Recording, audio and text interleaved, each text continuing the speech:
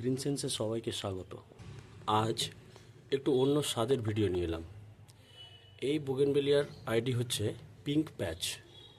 শুনে থাকবেন বা দেখে থাকবেন, এর ফুল খুব সুন্দর এবং ভালো হয়। পিঙ্ক প্যাচ ভ্যারাইটির ফ্লাওয়ার হেভি ব্লুমারের মধ্যে পড়ে। তার মানে হচ্ছে প্রচুর ফুল হয়, গোজ বেঁধে ফুল হয়। তো এই বোগেনভেলিয়া এই অক্টোবর মাসে একে প্রুনিং যদি করা হয় তাহলে গোটা শীত জুড়ে খুব ভালো ভরপুর ফুল পাওয়া যাবে। আজকে আমি একে প্রুনিং করব। দেখতে পাচ্ছেন যে গাছের ডালগুলো একটু এদিক ওদিক হয়ে বেড়ে গেছে। আমরা চেষ্টা করব আজকে একটু গোল শেপ দেওয়ার, এবং এই কেটে দেওয়া পার্টগুলো মেনলি এই পার্টটাকে টার্গেট করছি। আমরা অন্য একটা বোগেনভেলিয়ার গাছের রুট স্টকের সাথে গ্রাফট করব। তাহলে আমার একটা মাদার প্ল্যান্ট থাকলো, তার সাথে সাথে একটা কপি থেকে গেল গ্রাফটেড। যদিও এটাও গ্রাফটেড, দেখতে পাচ্ছেন যে গ্রাফট পোর্শন এখানে রয়েছে। এখনও গ্রাফটেড টেপ খোলা হয়নি, খুলবো কয়েকদিনের মধ্যে খুলে দেব। সে ভিডিও আমি দেবো যে খোলার পরে কেমন কন্ডিশন থাকে। তো দেখতে থাকুন যে আমি এটাকে একটা গোল শেপ দেওয়ার চেষ্টা করব। শেপ দেবেন সম্পূর্ণ আপনি নিজের চোখের আইডিয়াতে। এর কোনো বিধি ধরা কোনো নিয়ম নেই যে এইভাবে আপনাকে কাটতে হবে বা এইভাবে প্রুন করতে হবে। সম্পূর্ণটাই আপনার চোখের ওপর।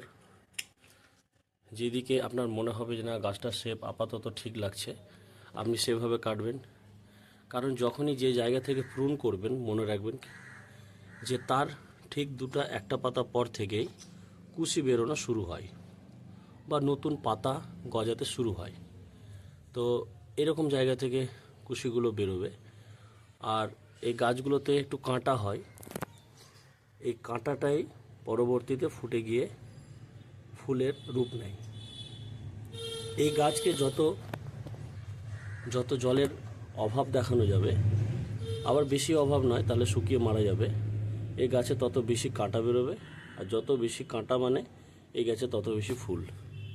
তো যাই হোক, ছোট্ট ইনফরমেশন দিলাম।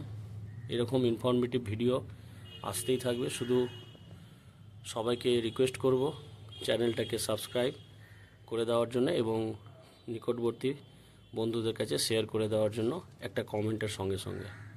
তো ফাইনালি দেখুন এরকম একটা শেপ পেলাম, যেটা এর আগে অন্যরকম শেপ ছিল। কাটার পরে এই যে ডালগুলো আমি পেলাম, আমি একটা ডালও ফেলবো না, এটাকে গ্রাফট করব। দেখতে থাকুন। স্টকটাকে ব্লেড দিয়ে এভাবে কাটা হয়েছে, আর সায়নটাকে অর্থাৎ পিঙ্ক প্যাচ সায়নটাকে এইভাবে তার কাটা অংশের মধ্যে ভরে দেওয়া হয়েছে। এবার আমরা একটা গ্রাফটিং টেপ দিয়ে এটাকে র্যাপ করে দেব। গ্রাফটিং টেপ দিয়ে এভাবে র্যাপ করার পরে এটাকে আমরা হালকা সেমিসেট এরিয়ায় রেখে দেব। এভাবে আমরা বেশ কতগুলো গ্রাফট করব, যতগুলো পিঙ্ক প্যাচ আমরা সায়ন পেয়েছি। থ্যাংক ইউ সবাইকে, সঙ্গে থাকুন। এরকম ইন্টারেস্টিং ভিডিও নিয়ে আবার আসবো। গ্রিন চ্যানেলকে সবাই একটু সাবস্ক্রাইব করে দিন।